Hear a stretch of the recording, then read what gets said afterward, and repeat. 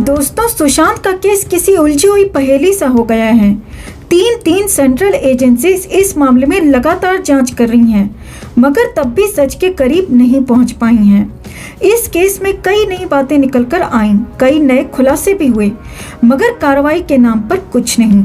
इस केस में कई थ्योरीज भी निकल कर आईं, कभी स्टन गन की थ्योरी, तो कभी 13 जून की रात की, तो कभी हाई प्रोफाइल पार्टी की।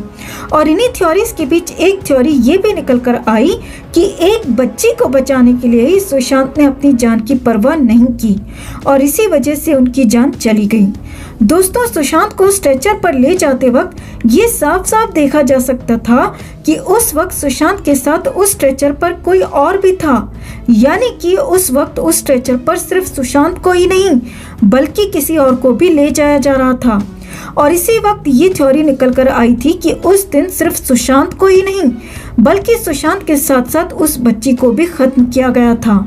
इसके साथ साथ ये भी कहा जा रहा था कि उस वक्त सुशांत के साथ स्ट्रेचर पर कोई और नहीं बल्कि वो बच्ची ही थी जिसे सुशांत बचाना चाहते थे। और इससे जुड़ी बड़ी बातों का सुशांत मीडिया के सामने खुलासा भी करने वाले थे।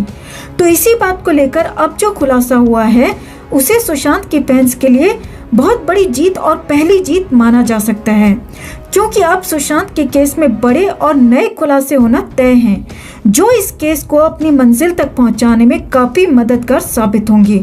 और ये खुलासे सिने जगत के रंगीन पर्दे के पीछे के काले सच सामने लाकर रख देंगे। जहां हम सबको इस केस में नाउम्मीदी सी नजर आ रही थी, वहीं अब सुशांत केस में इस खुलासे ने तहलका मचा दिया है।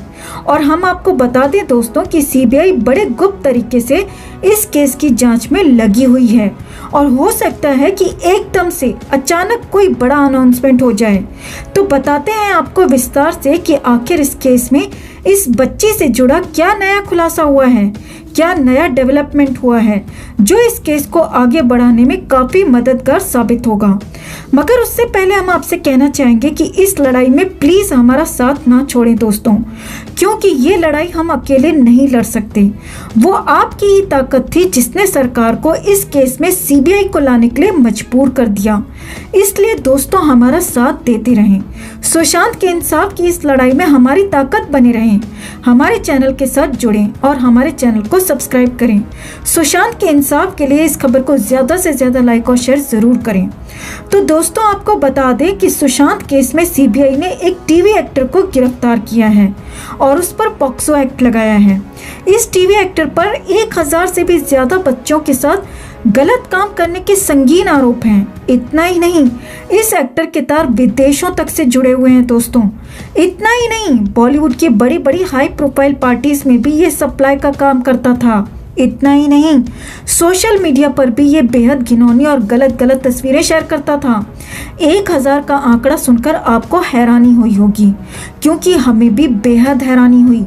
आपको बता दें दोस्तों कि सीबीआई के सूत्रों के हवाले से आ रही खबर में बताया गया है कि ये एक्टर खुद को हरिद्वार का रहने वाला बताता है और सोशल मीडिया पर काफी एक्टिव रहता था और बच्चों को बहलाता फुसलाता था। और ये न सिर्फ भारत बल्कि अमेरिका, यूरोप और दक्षिण के कंट्रीज में भी सप्लाई पहुंचाता है। इस एक्टर के तार इंटरनेशनल लेवल पर जुड़े हुए हैं। फिलहाल ये एक्टर सीबीआई की पकड़ में आ चुका है। सीबीआई ने उसका मोबाइल और लैपटॉप भी फॉरेंसिक जांच के लिए भेज दिया है, जिसके जरिए बड़े बड़े खुलासे होना तय हैं। तो अब आप इस गिरफ्तारी का पूरा मतलब समझिए दोस्तों।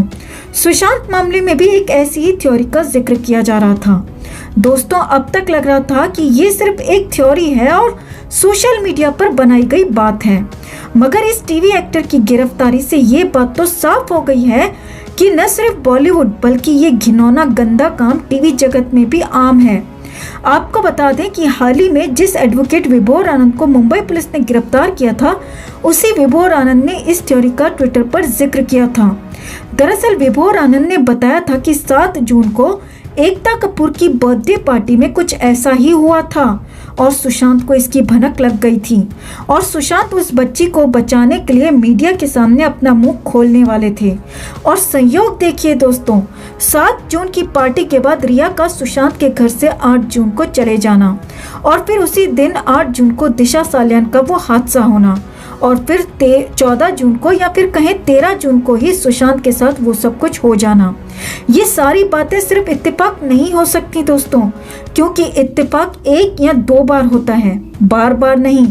तो ऐसे में पता नहीं सुशांत के साथ 13 जून को या 13 जून की दोपहर को या फिर 13 जून की रात को न जाने क्या क्या हुआ, इन लोगों ने सुशांत के साथ क्या किया।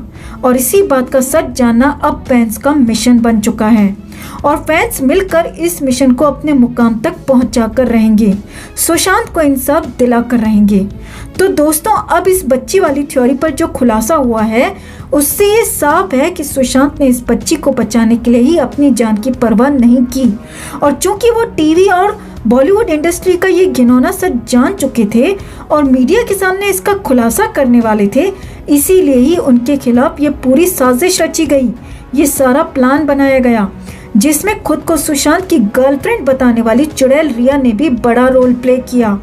पहले सुशांत की जिंदगी में आकर उन्हें खूब लूटा, उनके पैसों पर अय्याशी की, अपने परिवार पर भी सुशांत का पैसा पानी की तरह लुटाया और अंत में सुशांत को ड्रग और डिप्रेशन की दवाई खिला खिलाकर पूरी तरह से बेसुध कर उन्हें बर्बाद कर दिया और फिर उन्हें अकेला छोड़कर चली गई। और बड़े अफसोस की बात है कि ये चुड़ैल अब तक आज़ाद घूम रही है।